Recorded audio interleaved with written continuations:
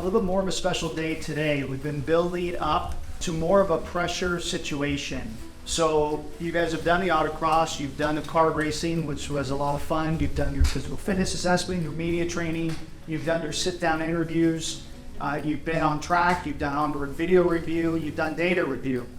Well, we've got a more of a challenging day today that we've got to manage because of a cold front that's come in. It doesn't normally get down to 0 degrees Celsius or 32 or so Fahrenheit, but it has now. That puts some challenges on the race cars and some restrictions on us. Prodigy has done such a great job getting these cars so close. It's not often you guys get your own tires. The cars are all within 1 or 2 tenths of each other, very, very close. So it's a great opportunity as far as that goes. So with the rest of it, we're going to wait for the temperature to come up, and then I think we're going to go look at the car, and we'll talk about elements of the car to help you guys better understand how to tackle the cold temperatures. We've been talking a lot about how to get the heat to the tire, but the reason that you're doing the accelerating and the braking, it is one, obviously to build temperature in a straight line, so it's safer. What you're doing with the braking side is you're building that temperature from within the wheel. That the braking is creating heat. That heat is being put into the wheel, and that wheel is that generating that tire pressure and then that tire temperature from inside out. So you're getting a more core temperature into the tire, and that's the longer lasting stuff.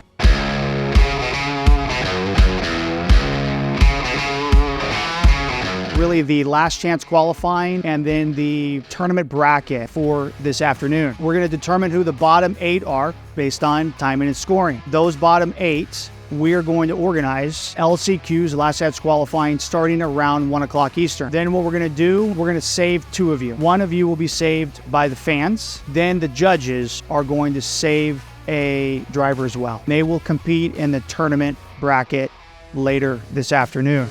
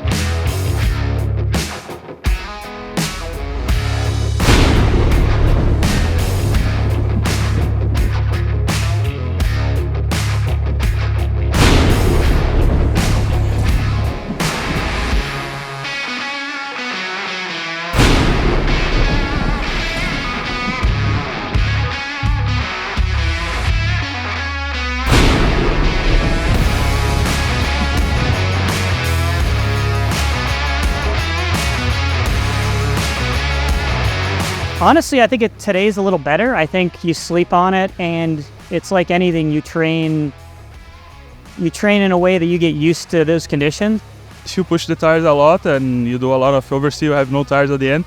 So here you need a lot the right tires because you have some long corners to the left. So yeah, I'm saving a bit of my tires at the end.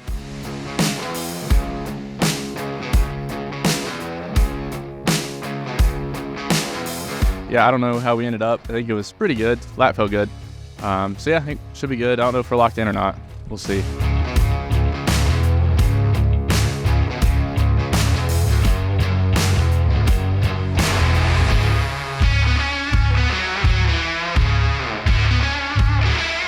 Good. Obviously we couldn't go full pace, but I actually got a pretty good feeling for the break, better than yesterday. I don't know if that's due to not running full pace. It is too cold, so the engine keeps getting colder. The tires or the air is flowing over the tires, making those also get cold.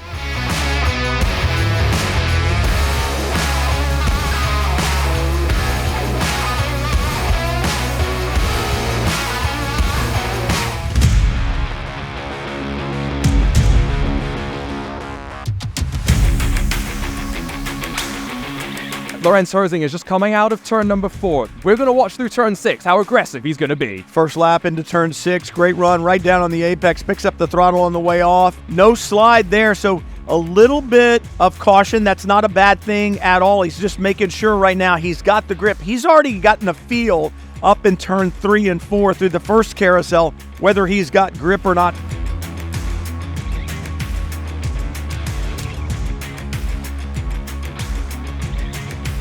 Job's not done. We still got 2 more guys to beat, and they're going to be some good competitions.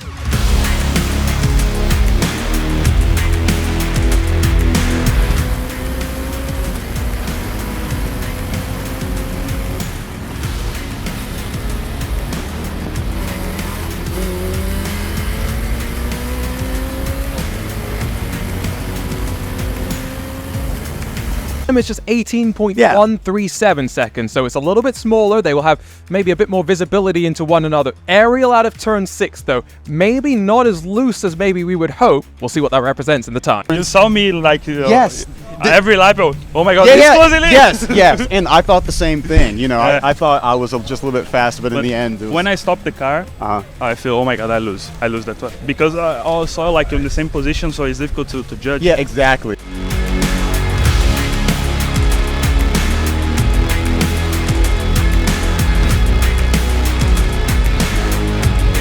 That was quite wide from Nathan Saxon out of turn number 6. Let's watch Garrett Lowe funnel his way through here as well. That looked a bit tentative, to be honest. It did. It was a little bit reserved. I expected to see a little bit more aggression that first lap out. And like you said, for Nathan Saxon, a little bit wide. So what are we going to get here from these drivers the first lap by?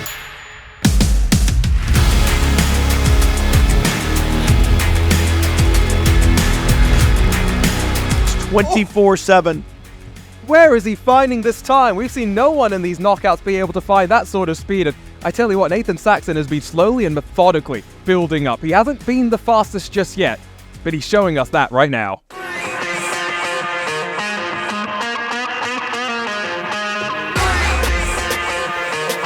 Both very methodical approaches. They're just in very different industries. The idea, though, to me, how Lorenz won his Prodigy Pass to get here, Gustavo sitting at the wheel of a sim rig, racing like mad, and Lorenz probably in the break room at the airport with his iPhone, right? Playing street kart racing on his iPhone.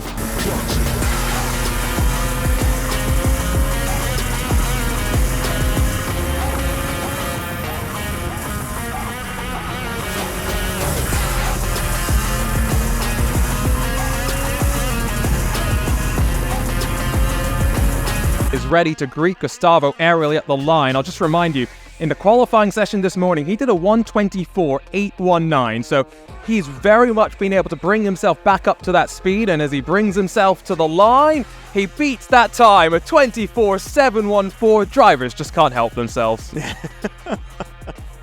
Sure, my 4th lap was almost back on pace. I think the 5th lap would be on pace and the 6th would maybe be better, but anyway, it's 4 laps. It's the same for everyone.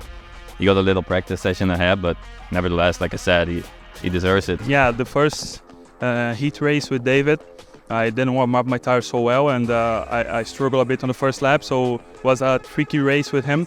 And now I managed to warm up my tires a bit.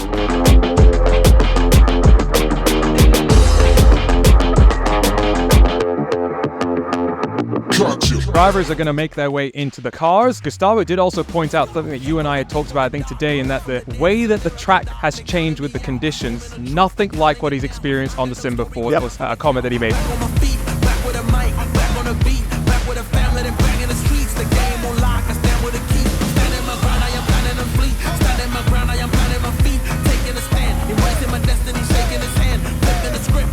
Nathan Saxon that is in the lead car, Gustavo Ariel in the second, and all day long the leader has had an advantage. I have no idea why. Let's see if it plays out on this one. And both of these drivers have led their respective matchups. The margin, 9.703 seconds to be very, very precise. Gustavo Ariel launches it down through the opening corner as he tries to hunt down Saxon, who's up through turn 3, and we're just watching him take that wide arc from the top of the hill. That nice. Very tidy. Very nice. Car really underneath him through there.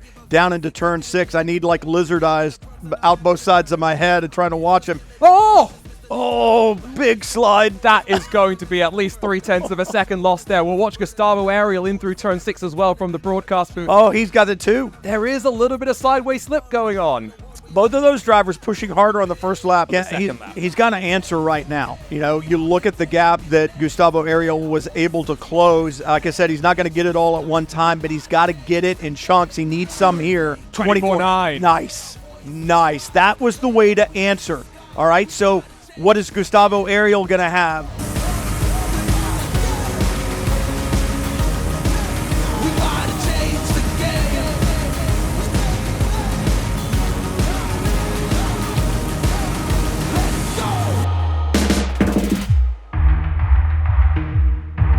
Both of those drivers putting in really, really strong performances. The margin at the end, 8.724 seconds. So the winner of this final knockout matchup, it's Gustavo Ariel, the Brazilian.